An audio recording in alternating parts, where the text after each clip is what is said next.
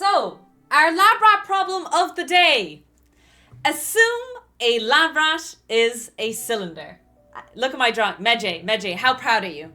Aerodynamic Labrat. Exactly. So, we have a mathematical problem.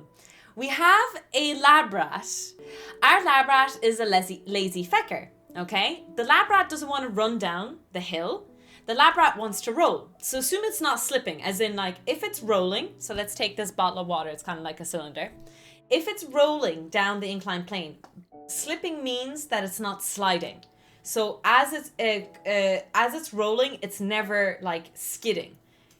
The rolling down is completely going to cover the length of that board. How we solve this is, our question is, let's calculate what the speed of the rat is going to be at the end of this inclined plane.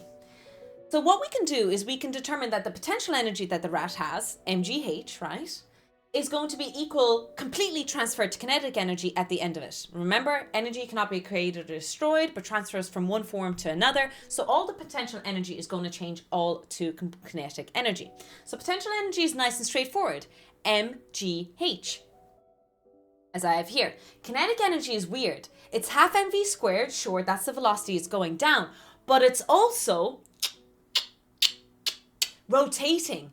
It has rotational energy as well associated with it. So there's two kinetic energies we need to take into consideration. The moving part, otherwise known as translational, and the rotational, otherwise known as rotational.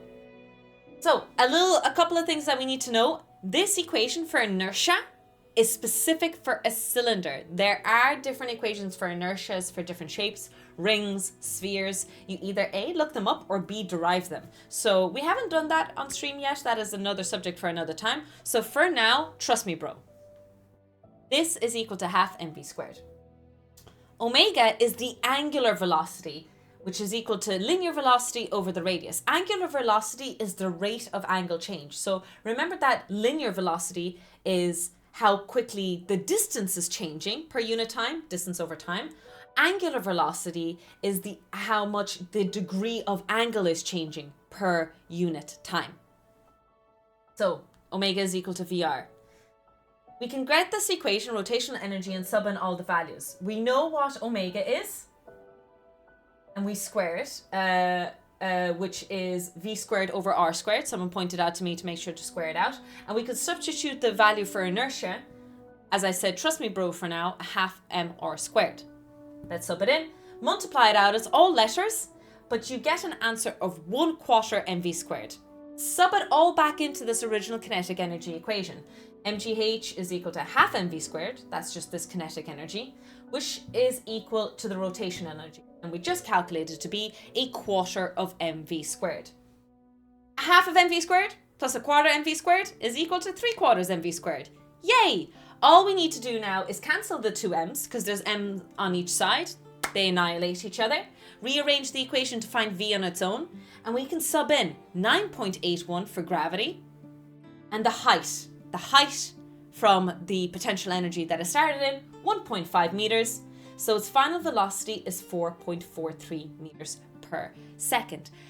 So cool stuff to come out of this though, chat. Hold your horses, Labrats.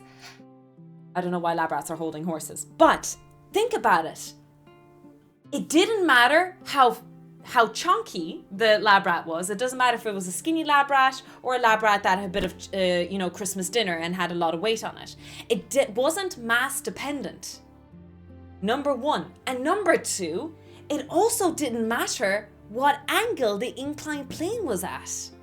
So if it was not a very, very steep hill or a very, very, very steep hill, the velocity would be the same. Well, okay, so a little bit of an asterisk there. If it wasn't a very, very, very steep hill, the height wouldn't be dependent. You'd be getting a longer board. So if I kept decreasing the angle, I would have to get a longer board to make sure it's 1.5 meters. So as long as the height is the same, the angle doesn't matter in this case.